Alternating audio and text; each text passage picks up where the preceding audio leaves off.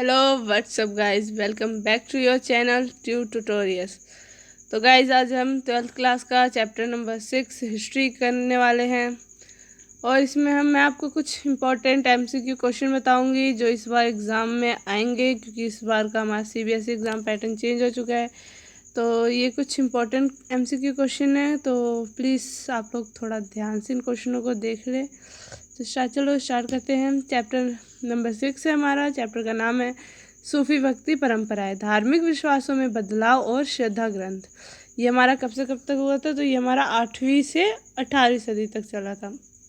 तो चलिए हम स्टार्ट करते हैं। क्वेश्चन नंबर फर्स्ट है हमारा, कृषक साम्राज्य के सांस्कृतिक आचरण का वर्णन महान एवं लघु परंपरा के रूप में करने वाले रॉबर्ट रेडफील्ड कौन थे? तो गाइस कौन थे? तो ये हमारे कुछ ऑप्शन हैं, तो चलिए हम ऑप्शन देख लेते हैं। तो ये ऑप्शन हमारा ए है जीव वैज्ञानिक, समाजशास्त्री, पुरातात्विक या विष्णु भक्त। तो इसका आंसर है हमारा समाजशास्त्री। चलिए फिर नेक्स्ट क्वेश्चन की ओर बढ़ते हैं हम। तो सेकंड क्वेश्चन है हमारा, मणिकवाचकार ने अपने भक्ति गीत किस देवता की आराधना के लिए और किस भाषा में लिखा? तो हमारे कुछ ऑप्शन हैं, तो चलिए हम फर्स्ट ऑप्शन देखते हैं। पहला ऑप्शन हमारा विष्णु की आराधना तमिल भाषा में, सेकंड हमारा है विष्णु की आराधना कन्नड़ भाषा में, थर्ड है शिव की आराधना कन्नड़ भाषा में, और शिव की आराधना तमिल भाषा में। तो इसका हमारा सही आंसर है गाइस शिव की आराधना तमिल भाषा में। तो हमारा थर्ड क्वेश्चन है, उड़ीसा के पुरी के जगन्नाथ मंदिर में भगवान जगन्नाथ के साथ कौन कौन विराजमान है? तो इसके हमारे ऑप्शन है हनुमान और बलराम, सुदामा भाई बलराम, या फिर रुक्मणी और बलराम, या सुभद्रा और बलराम। तो इसका सही आंसर है गाइस सुभद्रा और बलराम। तो हमारा चलिए हम फोर्थ क्वेश्चन की साइड चलते हैं। तो हमारा फोर्थ क्वेश्चन है, सिंदूर से तोपे गए पत्थर एक रूप में किसकी पूजा की जाती है? तो इसका ऑप्शन हमारा राम की, शिव की, विष्णु की या देवी की। तो इसका हमारा ऑप्शन हो जाएगा देवी। सही आंसर हमारा देवी की, क्योंकि उस समय जो देवी होती थी उन्हीं की जो मूर्ति वगैरह होती थी उनको सिंदूर वगैरह से, मतलब सिंदूर की छाप वगैरह से बनाया जाता था। तो चलते हम अपने पांचवें क्वेश्चन की तरफ। तो हमारा पांचवा क्वेश्चन है, मरीचि का संबंध किससे है? तो ऑप्शन हमारा बौद्ध देवी, जैन देवी, अलवार संत या वीर सेवल संत।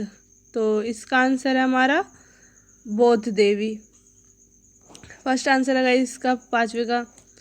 और हमारा छठा क्वेश्चन है, देवी की तांत्रिक आराधना पद्धति का पालन कौन कौन करता था?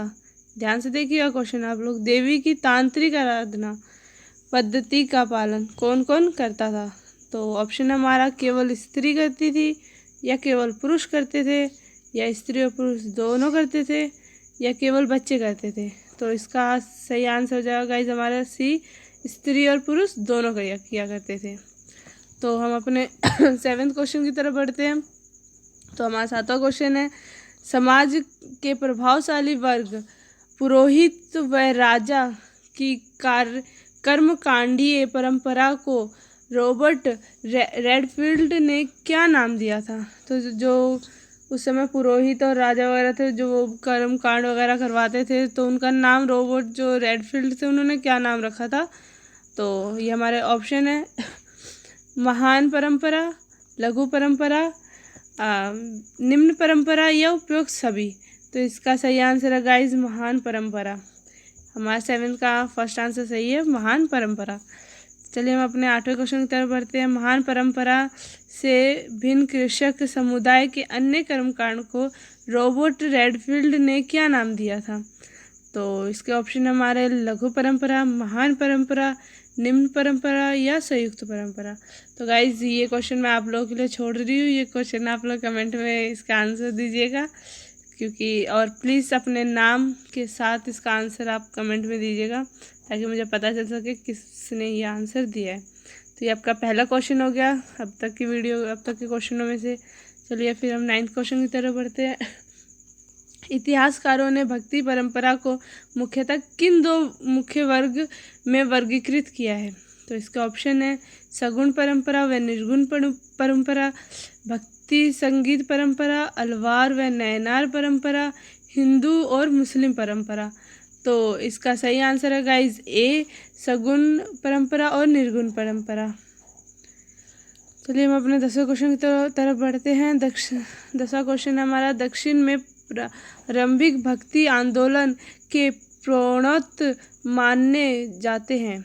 तो इसका हमारा ऑप्शन है चैतन्य महाप्रभु या मीराबाई या सूरदास या अलवार व नैनार संत। तो इसका सही आंसर है गाइस अलवार और नैनार संत, डी ऑप्शन। 10th का हमारा डी ऑप्शन हो जाएगा, अलवार और नैनार संत। ठीक है, फिर हम अपने 11वें क्वेश्चन की ओर चलते हैं। देखिए 11वें क्वेश्चन में क्या कहा गया है। अलवार संतों ने किस देवता को सर्वोच्च मानकर उनकी पूजा की? तो जो आपको पता ही होगा कि दो वर्ग में थे, अलवार और नैनार। तो इसमें पूछा गया कि अलवार संत जो थे उन वो जो है किसको सर्वोच्च मानकर उनकी पूजा क्या करते थे?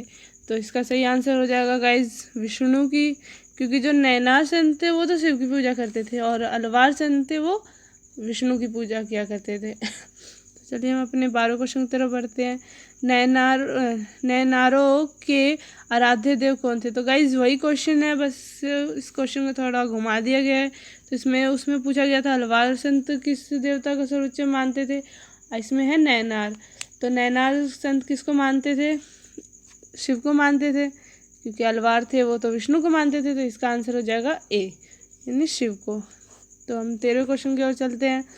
अलवार और व नैनार संतों ने किस भाषा में अपना प्रचार किया? तो गाइस इसमें पूछा गया जो अलवार थे और वह नैनार थे, उन दोनों के जो संत थे उन्होंने जो अपनी जो भी प्रचार प्रसार वगैरह किया करते थे तो किस भाषा में किया करते थे? तो इसके ऑप्शन है हमारे हिंदी भाषा में, कन्नड़ भाषा में, तमिल भाषा में या असमिया भाषा में। तो इसका आंसर हो जाएगा हमारा तमिल भाषा में, क्योंकि वो लोग तमिल भाषा में जो थे अपने उसके नैनार और अलवार संत जो थे वो अपने जो प्रचार प्रसार वगैरह क्या करते थे तो किसमें क्या करते थे? तमिल भाषा में क्या करते थे। तो 14 क्वेश्चन हमारा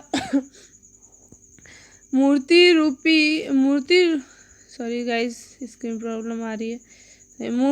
मृत रूप में शिव विष्णु तथा उनके अवतार व देवियों की आराधना का संबंध किस शाखा से है? तो इसमें पूछा गया जो मृत रूपी में शिव और विष्णु जो थे उनका अलवार अवतार जो है देवियों की किस आराधना की शाखा में किया जाता है? तो इसका ऑप्शन हमारा सगुण अवधारणा, निर्गुण अवधारणा, संत अवधारणा, निम्न में से कोई नहीं। तो इसका सही आंसर हो जाएगा गाइज हमारा ए, सगुण अवधारणा। तो गाइज हम चलते अपने 15वें क्वेश्चन की ओर। अमृत निराकार ईश्वर की उपासना का संबंध किस शाखा से है? तो इसके एग्जाम्पल हमारे सगुण, निर्गुण, भक्ति या इनमें से कोई नहीं। तो गाइज इसका आंसर हो जाएगा हमारा निर्गुण। उनके उपासना का संबंध किस शाखा से है? निर्गुण शाखा से है। तो हम चलते अपने 16 क्वेश्चन की ओर। तो हमारा 16 क्वेश्चन है प्रसिद्ध संत अंडाला किस संप्रदाय से संबंधित है? तो गाइज इसके आंसर आप लोग कमेंट में दीजिएगा। ये अब तक आपका दूसरा क्वेश्चन हो गया इस वीडियो का। प्लीज़ कमेंट में अपना नाम जरूर डाल दीजिएगा। चलते हैं अपने 17 क्वेश्चन की तरफ। 17 क्वेश्चन में बोला गया है किस ग्रंथ में तमिल वेद भी जाता है? तमिल वेद भी कहा जाता है, सॉरी गाइज, किस ग्रंथ में तमिल वेद भी कहा जाता है? तो जो मतलब इस क्वेश्चन का कहने का मतलब है कि जो वेद है ऐसे मतलब किस ग्रंथ में है जो तमिल वेद भी तमिल की भाषा में लिखा गया उसे। तो गाइज आपको पता है इसका आंसर तो प्लीज़ कमेंट बताइएगा, बाकी मैं बता देती हूँ इसका आंसर आप लोगों को। इसका आंसर होगा, तो गाइज इसका सही आंसर है फर्स्ट। 70 का फर्स्ट आंसर सही है, ए पार्ट। और चलिए फिर हम अपने 18 क्वेश्चन की तरफ चलते हैं। कराईकल अमेयर कौन थे? कराइकर अमेयर जो थे वो कौन थे? वो प्रसिद्ध अलवार संत थे, या प्रसिद्ध नैनार संत थे, या प्रसिद्ध सूफी संत थे, या इनमें से कोई नहीं। तो गाइज इसका आंसर हो जाएगा हमारा बी, यानी प्रसिद्ध नैनार संत थे ये हमारे। ठीक है, तो चलते हम अपने 19 क्वेश्चन की ओर। अपार समबंदर और सुंदारा कौन थे?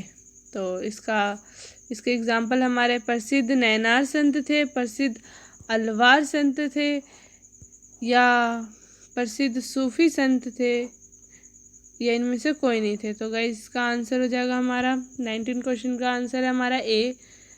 तो ए है हमारा प्रसिद्ध नैनार संत है ये, तो इसका हमारा सही आंसर हो जाएगा प्रसिद्ध नैनार संत। चलिए फिर हम अपने 20 क्वेश्चन की ओर बढ़ते हैं। अपार समबंदर और सुधार की भक्ति कविता किस ग्रंथ में संकलित है?